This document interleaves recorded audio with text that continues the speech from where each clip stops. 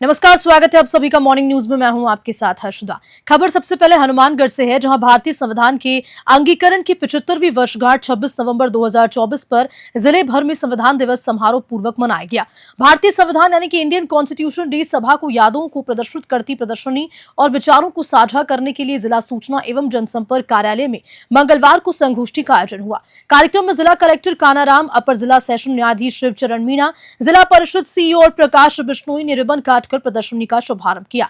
अतिथियों को सहायक जनसंपर्क अधिकारी राजपाल लंबोरिया ने प्रदर्शनी का अवलोकन करवाया। जिला कलेक्टर कानाराम ने कहा कि वो संविधान सभा के सभी सदस्यों के योगदान के लिए उन्हें नमन करते हैं। इस मौके पर उन्होंने खुले मंच के साथ संगोष्ठी जैसे कार्यक्रमों की प्रशंसा की। उन्होंने कहा कि प्रस्तावना में हम भारत के लोग से शुरू होकर आत्मसात करते हैं, तब तक शब्द नहीं बताते हैं कि संविधान के प्रति हमारी जिम्मेदारियां हैं। हनुमानगढ़ से ब्यूरो चीफ विनोद चौधरी की रिपोर्ट।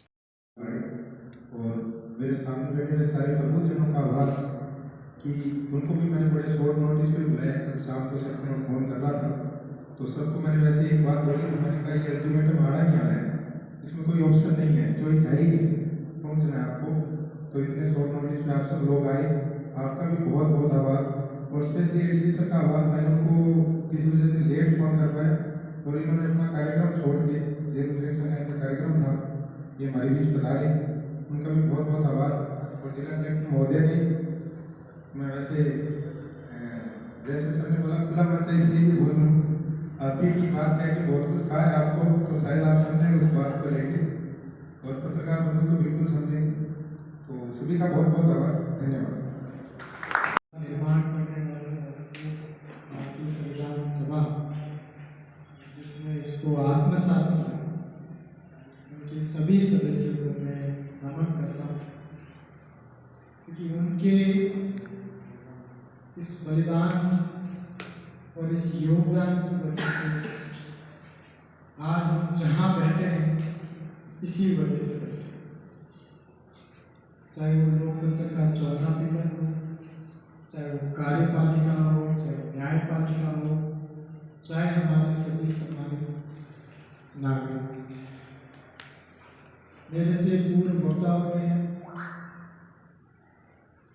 संविधान के बहुत अच्छे पहलुओं को आपके सामने रखा, और मुझे जब उनको सुन रहा था मुझे बहुत अच्छा लगा। ये सामान्यतः हम लोग जब भी इंटरेक्ट करते हैं तो एक लिमिटेड दायरे में, जिसमें आप एक उद्देश्य से आते हैं और मैं आपके सामने एक उद्देश्य से आता हूँ, लेकिन मैंने दो ऐसे प्लेटफॉर्म पिछले एक महीने में जिसमें मैं जुड़ा।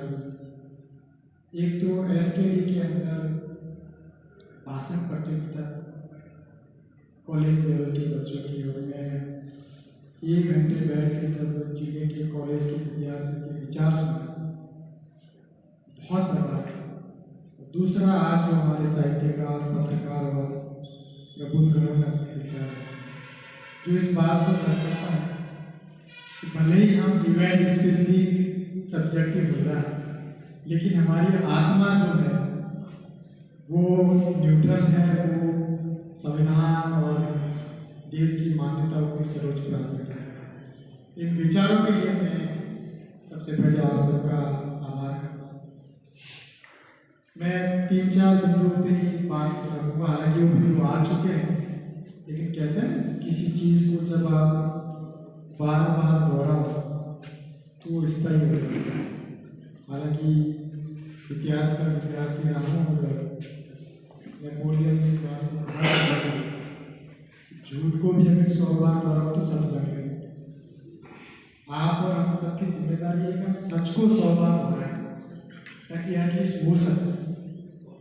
सबसे पहले भारत में संविधान लागू बाद में 26 जनवरी 1950 को लागू, लेकिन भारत के लोगों ने उससे ठीक 2 महीने पहले आत्मसात किया। तो हमें जिस बात पे फोकस करना है कि ये संविधान हमने किसी पे थोप रायसिंह नगर की सीमावर्ती ग्राम पंचायत संगराना में राजकीय उच्च माध्यमिक विद्यालय में संविधान दिवस पर मतदाता जागरूकता शपथ दिलाकर मतदान के प्रति जागरूक किया गया। मंगलवार को विद्यालय में सबसे पहले बाबा साहिब डॉक्टर भीमराव अंबेडकर को पुष्पांजलि अर्पित की गई और विद्यालय की छात्राओं पूनम व जश्नदीप ने संविधान को उद्देशिका का पाठ पढ़कर अर्थ स्पष्ट किया। उप प्रधानाचार्य रोशन सिंह ने बच्चों को संबोधित करते हुए संविधान दिवस पर शिक्षा का महत्व बताते हुए शिक्षित बनकर अच्छे नागरिक बनने व संविधान का अनुसरण करने के लिए प्रेरित किया। वरिष्ठ अध्यापक दर्शन सिंह सऊता ने संविधान की प्रति दिखाकर बच्चों को मौलिक अधिकार व मूल कर्तव्य की विस्तृत जानकारी दी और बच्चों को अंधविश्वास छोड़कर वैज्ञानिक सोच विकसित करने और संविधान का आदर करने के लिए प्रेरित किया। स्वीप प्रभारी सीताराम मीणा के निर्देशन में स्वीप कार्यक्रम के अंतर्गत बच्चों द्वारा मतदाताओं को जागरूक करने के लिए रंगोली भी बनाई गई। रायसिंह नगर से राजू शर्मा की रिपोर्ट। सवाई माधोपुर जिला मुख्यालय सहित विभिन्न क्षेत्रों में इन दिनों चोरों का आतंक बढ़ता जा रहा है। चोर देर रात को मकान, मंदिर, दुकानों में चोरी की वारदात को अंजाम दे रहे हैं। वहीं खेड़दा स्थित मधुबन कॉलोनी में देर रात को चोरों ने एक किराने की दुकान को अपना निशाना बनाया। दुकान मालिक कविश पुत्र गौतम चंद्र जैन ने बताया कि किराने की दुकान में रखे खाद्य सामग्री, काजू बादाम लगभग 2 लाख रुपए नकद सामान सहित चुरा कर ले गए। मौके पर पहुंची कोतवाली थाना पुलिस चोरी की वारदात को मामले की जांच कर रही है। वहीं स्थानीय निवासियों ने बताया कि खेड़दा में अस्थायी पुलिस चौकी स्थापित भी की है, लेकिन पुलिस चौकी ने ना तो पुलिस रहती है, ना ही कॉलोनी के कोई चोरी या घटना की सूचना देने पर फोन नहीं उठाते। सवाई माधोपुर से राकेश अग्रवाल की रिपोर्ट। मामला है बताइए।